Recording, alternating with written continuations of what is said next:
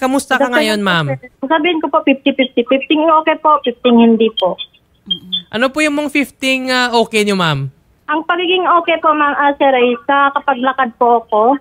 Pero ang hindi po, ang pag okay ay pag naglakad po ako, pagkatapos niyan, mamaga na po siya ulit, sir. So sa ngayon, ma'am, ang naka-off duty kayo ngayon as lady guard? Yes po, sir. Lagi po akong nagsisend sa kanila ng extension ng sick leave. Nais namin malaman, ma'am, saan po ba kayong under na agency? Kaisen Security Agency po, sir. Alam na po ba, ma'am, ng inyong security agency yung kalagayan nyo ngayon? Yes po, sir. Alam po nila. Lagi po ako tumatawag sa kanila eh. Ganun pa rin po, sir. Ang sabi po last na usap po namin is gagawa daw po ako ng letter para hihingi ng tulong. Pero hindi ko gagawin yun, sir, kasi alam ko, sir, kung saan po nila kukunin yung kung halimbawa may itutulong sila sa akin sa mga kasamahan ko din yun, sir. Ikakaltas nila sa mga kasamahan ko yung 100. Kaya hindi ko po ginawa yun kasi alam ko yung pakiramdam na kinakaltasan na hindi ka man lang sasabihan. Kaltas na kaagad bago kasabihan. So, nung nangyari itong aksidente niyo, ma'am, ang on-duty ka pa ba nun, ma'am, doon sa LRT? Yes po, sir. On duty pa po ako nun. Ang out ko kasi is 11 p.m. Pa-out na po sana kami nun kasi may limang tren pa po kami nun. So, ang ibig sabihin, pag 5 tren, magsasara na po kami ng roll-up. Beep card na po ang aakyat. Wala na po yung ticket na lang. Beep card na lang.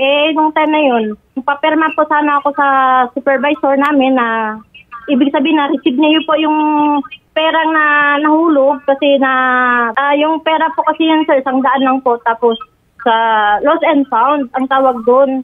Pinapaperma ko po sa sa supervisor namin para ibig sabihin na na-turn over ko na po sa kanya. Ngayon, nagpapa ko po sana doon sa malapit sa may x-ray. Pagtingin ko po doon sa ticket booth, na yun hindi pa siya nakasara yung tiller. Kaya ngayon, sinanyasan ko po siya na sabi ko, ma'am, po tayo? Sabi ko, close na po tayo. Kasi 10:25 na po.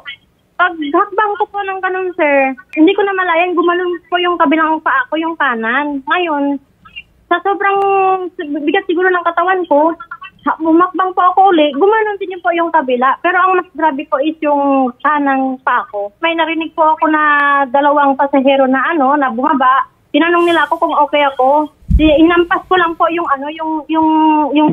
tiles kasi hindi po ako makapagsalita at hindi po ako nakakita ng time na yun. Kumbaga nandilim po yung paningin ko.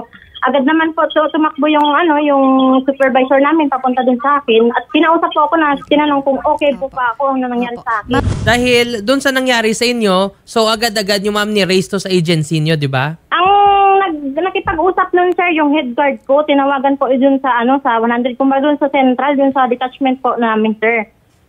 Hindi ko man sila nakausap kasi yung head guard po yung nakikipag-usap dun, sir. Sa ngayon ba, ma'am, nakapag-usap ka ba mismo sa agency nyo? Like, nakapag-directly kausap sa kanila? At saka na-convey yung sitwasyon nyo? Yes po, sir. Kasi kinukulit ko po sila. Ito po kasi yung nangyari, sir. Kaya instead na hinatid po sana nila ako sa clinic o sa hospital para mapatingin po yung paa ko, ang ginawa, sir, ay hinatid po ako dito sa bahay. Anong time na yun? Na ako nun, sir? Kumbaga, na ako sa pag-iisip ko nun, sir? Sa takot, sa kaba. Sino yung nag-attend sa inyo, ma'am? Yung deputy po namin, si Sir Sines po. Saka yung driver po. So sa ngayon, ma'am, dahil nakausap yun ng agency, ano daw sabi nila, bakit hindi kanila matulungan dito sa inyong problema? Yun din po, hindi ko po alam kasi lagi po sabi sa akin ni Ma'am Noreen, itatawag po nila doon sa mataas nila. Hanggang ngayon po, sir, wala pa rin po. Good afternoon, Miss Jen. Narinig niyo, ma'am, yung sinabi dito ni Ma'am Iris Magpon. So, ang tanong lang namin, ma'am, bakit hindi po ba siya natulungan ng agency sa kanyang kalagayan? Attorney, ganito po kasi yan. Yung una po, dun sa nangyari, ang una pong ginawa is first aid po siya. Tapos, sinabihan po siya nung guard nga namin na dalhin siya sa hospital. Pero siya po yung umayaw. Kasi sabi niya, worried siya sa billing, sa mangyayaring billing. So, nagpahatid na po siya diretso sa bahay. Tapos? Yes po, siya po yung umayaw. Tapos, during her leave po, yung company was willing to assist her naman and was willing to process her SSS but she never visited the office or reached out. Tumawag lang po siya sa amin. Kaso lang po, yung requirements po na sinend namin sa sa SSS, kasi sa SSS po may hinihingi po siyang document. katunayan po na na-aksidente po siya. So, kailangan po yun. Ang mag-approve po nun is si SSS pa rin. So, naipasa na po namin. Ngayon po, may hinihingi po si SSS na document sa amin, which is yung mga certified true copy po para ma-approve nila. Yun po, wala naman po siyang pinapadala sa amin. Yes. Ma'am Jen, paano po siya makakabisita sa inyong opisina?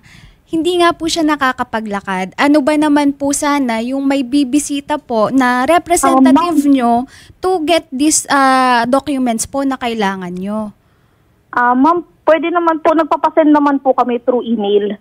Pero I believe, ma'am, ang mga documents is kailangan po, may pirma po ng ating kagaya po ni Ma'am Iris, kailangan ng kanyang pirma. Ano ba naman, ma'am, yung pupuntahan or kahit papirmahin lang, puntahan ng personal para lang po matapos na itong ikiklaim po natin sa SSS? Online na po kasi ngayon yung pagpasa, ma'am eh. Ganito ang Ma'am Jen.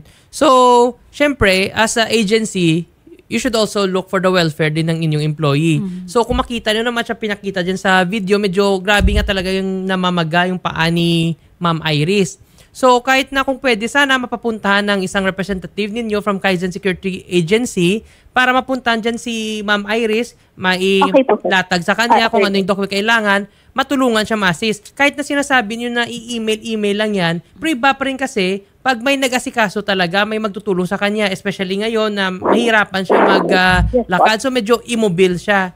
So, kung sana, baka pwede kayo magpadala ng representative nyo para ma-assist na agad si Ma'am Iris. Okay. Yes po, attorney. Sige, We'll sige. do that po. Okay, thank you, Miss Jen. Ang Ma'am Iris, so, ayan, narinig nyo na sa agency nyo. May pupuntahan daw kayo ng kanilang representative para ma-assist kayo, para makaklaim din kayo ng assistance from SSS at saka matulungan kayo. Yes po, sir. Saka, ito po, sir, linawin ko lang po yung sinabi ni ma'am kanina na ako po ang umayaw. Hindi po ako umayaw, sir. Kasi nung tinanong po ako ng head guard, ito po, sasabihin ko sa inyo ang totoo para ano ko lang yung sarili ko. Ay, ito po kasi yung nangyari. Tinanong po ako ng head guard ko na si Sir Asuela na sabi niya, magpun, gusto mo ba magpaspunta ng ospital? Sabi ko, sir, tinanong ko po, sir, kasi wala po akong pera nung time na yung sir. Tinanong ko po na, magkano po kaya ang gugastusin ko sa ospital, sir? Sabi niya, sige, wait lang. Kukunin ko muna yung full name mo, yung address mo, yung edad mo. Ayun ang tanong niya sa akin, sir. Tatawagan natin si Sir Finis. Kayo, tinawagan na si Sir Finis. Gaunat na lang ako, sir. Siguro mga 30 minutes o 40 minutes, dumating na si Sir Finis, yung deputy po namin. Nagulat ako. Pinasakay nila ako sa sasakyan. Akala ko po, sir, nung time na yun, dadalhin talaga ako sa clinic, sir. Kasi sobrang namimilipit po ako sa sakit nun. Kasi nga, nawalan ako ng paningin. Kumbaga, na ako, sir, nung time na yun. Na blanco po ako. Tinanong pa ba naman sa akin, sir, na nagsiselfone ka? Hindi ako nag-cellphone kasi nung time na yun, talagang binunot ko yung cellphone ko para tawagan ko yung asawa ko. Yung asawa ko nasa office po, sir. Hindi niya ako din masundo, sir, kasi naka-log-in na po siya. At huwag nila sabihin na ako po ang umayaw. Sa tingin niyo po ba, aayaw pa ba ako na dalhin sa ospital, kamatayan ko na yun? Sige nga. Naintindihan po kayo namin na Ma'am Iris, so sa inyong kalagayan talaga, syempre, pag gano'n na nangyari sa inyo, gusto talaga isugod kayo sa ospital. Miss Jen, ayan, narinig nyo. So, hindi nga talaga umayaw si Ma'am Iris kasi kung kayo naman talaga sa kanyang lugar, pag ganyan yung nangyari sa inyo, hindi talaga isipin na hindi kayo dadalhin sa ospital kasi sobrang sakit at saka medyo matinding namaga. So, pag sa mga ganyan ba, ma'am, ano po ba yung mga ma-offer na tulong ng agency pag mga na-admit? Ayan lang pakialam, sir, sa mga ganyang sitwasyon, sa totoo lang, kahit magtanong po kayo sa mga kasamahan, depende po sa mga kasamahan ko, sir, kung magsasalita sila. Kasi alam ko po yung mga nangyayari po dyan. Yung inyong concern, ma'am, ang naririnig din ni Miss Jen. So, bilang HR officer, so para ma-raise din nila sa kanilang mga key management officials para gumawa na ng polisiya para naman sa kakabubuti ng mga kanilang employees, no? And to look after the welfare. Dapat, sir, ang kakawin. Ma'am Jen, ano po ba yung mga policy ninyo regarding this kung paano kayo maka-extend ng tulong sa mga employees nyo? Yun nga po, sir. Sabi nyo nga po, attorney, na pupunta na lang namin siya sa kanila. Ano po kami ng representative na pumunta sa kanila. Tapos willing naman po kami tumulong. So, pag sinabi niyo, ma'am, na willing kayo tumulong for sigurado, ma'am, may mga medical expenses to si Ma'am Iris kasi ipapagamot niya yung kanyang sakit. So, with that, ma'am, is your agency willing naman to extend support and to Yes po. Willing naman po, attorney, as long as meron po tayong med-cert at medical record. Kasi Okay. yung initial po na nasubmit niya sa amin na medical records is wala naman po siyang fracture. Good afternoon, Attorney Kaima. So ma'am, dito ma'am sa case ni Ma'am Iris. So, ano po ba yung mga programa ma'am ng ECP, ng Employees Compensation Program, na pwede ma-extend sa kay Ma'am Iris? Yan po talaga ang purpose na existence po ng Employees Compensation Commission. Kami po ang nakaalalay po sa mga manggagawa na nagkakaroon ng aksidente o pagkakasakit sa trabaho. Eksakto po yung nangyari kay Ma'am Iris. Of course, hindi naman po natin inaasahan at walang may kagustuhan.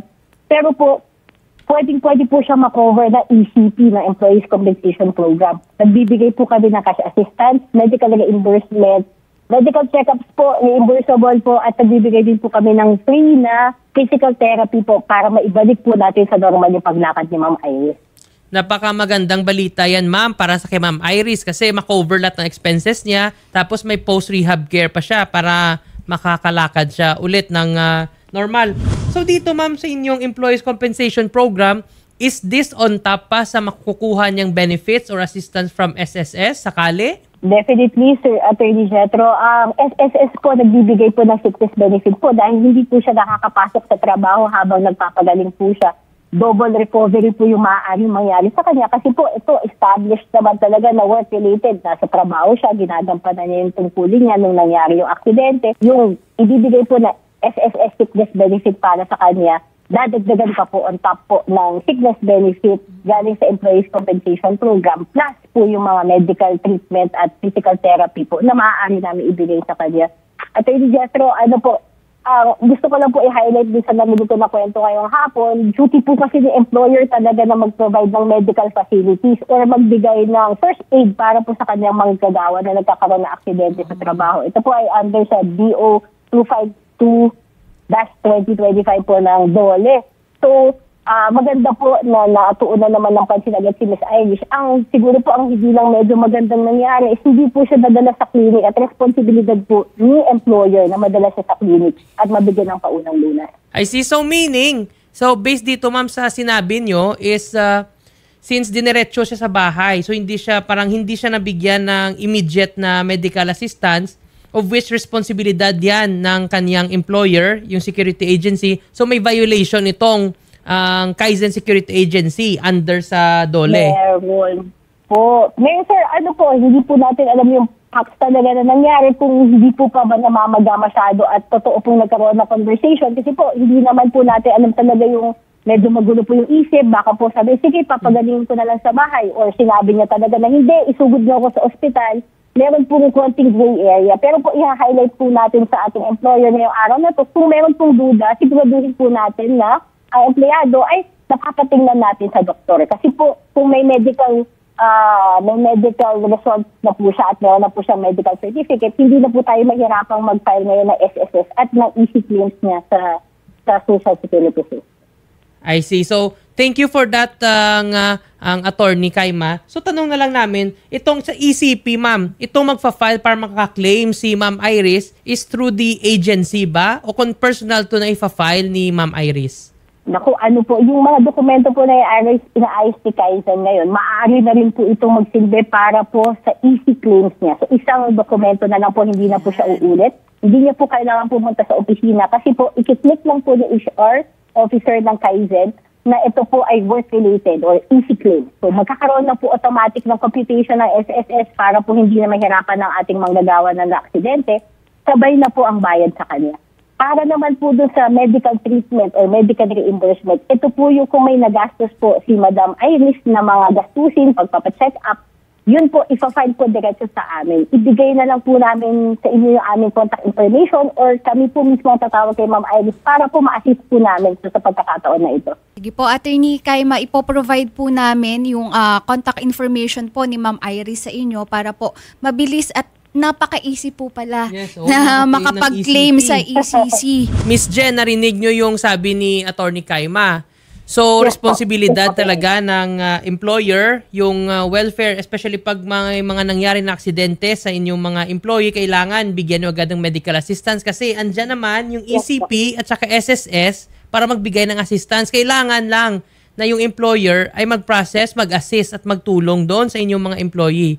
So ayan Miss Jen, sa ating pinag-usapan, magpadala kayo ng representative doon sa bahay ni Ma'am Iris para ma-assist na siya at saka ma-process na itong mga ECP at saka SSS para matulungan na din siya. Okay, sir. Okay. Maraming salamat po kay Ma'am Jen. Ma'am Jen, baka pwedeng i-consider na rin yung para sa MRI po ni Ma'am Iris. And muli po kami po ay nagpapasalamat sa Kaizen Security Agency Corporation. Sana po yung itulong niyo sa akin. Kung may maitulong po kayo sa akin, sana po. Nagmamakawa po ako, wag niyo po bawasan mga kakasamahan ko. Kasi alam ko po yung kalakaran dyan. Pag may na-disgrasya o namatay, automatic po yan, kinakaltasan ang mga mga empleyado. Yun po ang kalakaran po dyan, sir. Sa totoo lang po. Ngayon lang po siguro ang may nagsalita, ako lang po kasi hindi ko gumawa nung sinabi ni Ma'am Nurin na letter para makahingi ng tulong kasi alam ko po yun kung saan nila kakaltasan yun. Sa mga kasamahan ko yun, sir.